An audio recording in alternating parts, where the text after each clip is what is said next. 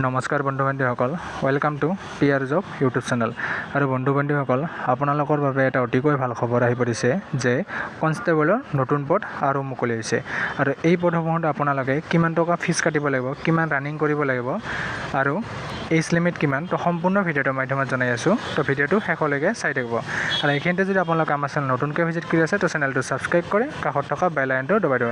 কাৰণ যেতিয়া এনেধৰণৰ জব ৰিলেটেড ভিডিঅ' আহে, তো আপোনালোকে পোনপ্ৰথমবাৰৰ বাবে পাই যাব। তো বন্ধু বান্ধৱীসকল, এইখনে হৈছে নটিছখন, আৰু এই নটিছখন আহিছে আপোনাৰ দিল্লী পুলিচৰ পৰা। তো দিল্লী পুলিচৰ কনষ্টেবলৰ নতুন পদ মুকলি হৈছে। আৰু ইয়াতে আপোনালোকৰ কিমান ফিজ কাটিব লাগিব, আৰু ইয়াতে আপোনালোকৰ এইজ আপোনালোকৰ কি পাছ কৰিলে হ'ব, আপোনালোকে 12 পাছ কৰিলে আপোনালোকে এই পদসমূহত আপোনালোকে এপ্লাই কৰিব পাৰিব। আৰু হয়তো এপ্লাই অনলাইন আপোনালোকে SSC তাত ৱেবছাইটত গৈ কিনে আপোনালোকে চাব পাৰে।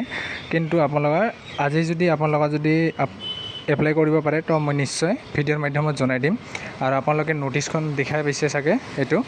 আৰু ইয়াতে আপোনাৰ ফিজ কাটিব লাগিব জেনেৰেল, OBC আৰু EWS, ইহঁতে কাটিব লাগিব 100 ৰুপিজ কাটিব লাগিব। আৰু SC, ST, ESW ফিমেল কেণ্ডিডেটসকলে কোনো ধৰণৰ ফিজ কাটিব নালাগে। অকল জেনেৰেল, OBC আৰু EWS 100 ৰুপিজকৈ কাটিব লাগিব। আৰু এইজ লিমিট হৈছে আপোনাৰ 21 পৰা 30 ইয়াৰ। তো এইখিনিৰ ভিতৰত যদি আপোনাৰ বয়স হয়, তো তেতিয়া এই পদসমূহত আপোনালোকে এপ্লাই কৰিব পাৰিব।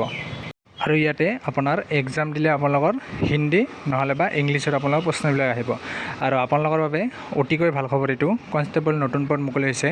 আৰু আপোনালোকে যেতিয়া এপ্লাই অনলাইন যদি আজি হ'ব পাৰে, যদি হয় আপোনালোকক ভিডিঅ'ৰ আগত জনাই দিম। আৰু যদি পৰৱৰ্তী সময়ত হয়, তো তেতিয়া মই আপোনালোকক জনাই দিম। আৰু আপোনালোকে ভিডিঅ'টো যিমান পাৰে আপোনালোকৰ বন্ধু বান্ধৱীৰ সৈতে শ্বেয়াৰ কৰি দিয়ক, কাৰণ বহুতো ভাল খবৰ দিল্লী পুলিচৰ পৰা আপোনালোকৰ নতুন পদ মুকলি কৰিছে। তো আপোনালোকে যিমান পাৰে ভিডিঅ'টো আগলৈ শ্বেয়াৰ কৰি দিব।